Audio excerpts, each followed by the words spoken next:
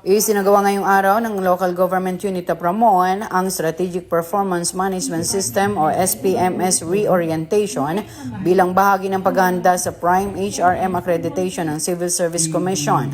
Layunin ng programang ito na higit pang mapalalim ang kaalaman ng mga heads of offices at SPMS focal persons sa proseso ng pag-assess ng performance ng bawat kawani sa lokal na pamahalaan. Isang hakbang tungo sa mas mahusay, tapat at epektibong serbisyo publiko.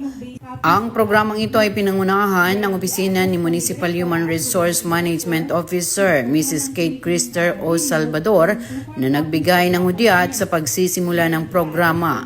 Nagbigay naman ng message of appreciation si Honorable Mayor Giovanni M. Vizcara bilang pagkilala at pasasalamat sa mga kinatawa ng Civil Service Commission na naglaan ng oras at kaalaman upang gabayan ang LGU sa pagpapatupad ng SPMS.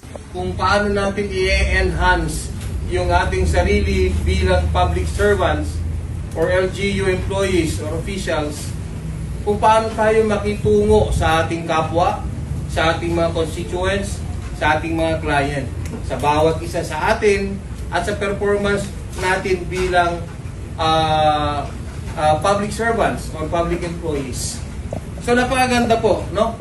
Kaya Sir Val, maraming salamat po sa ngalan po ng LGU Ramon, ng aking Vice Mayor Dennis de la Cruz at mga sangguniang bayan at lahat ng mga bawat kawani na nandirito po.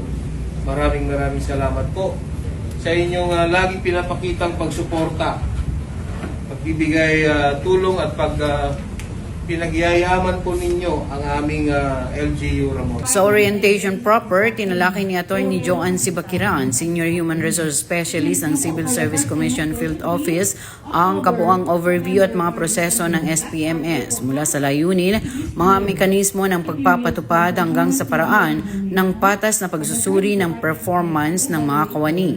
Kasunod nito, ibinahagi naman ni Director Balnisan H. Calubakib ang mahalagang impormasyon ukol sa Prime HRM Accreditation upang matulungan ang LG Ramon na maabot ang pamantayan ng mahusay na pamamahala sa human resource. I think hindi naman ho lahat ng IPCRU ay may core, may strat, may support.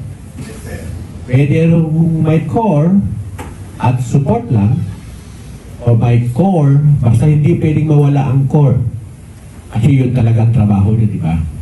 Sinundan ito ng isang open forum kung saan binigyang pagkakataon ang mga kalahok na magtanong at magbahagi ng kanilang mga karanasan at obserbasyon hinggil sa pagpapatupad ng sistema.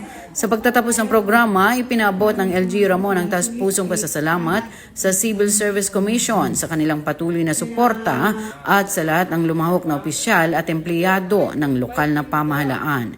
Iyan ang mga balitang tinutukan para sa Balitang Ramon ngayon.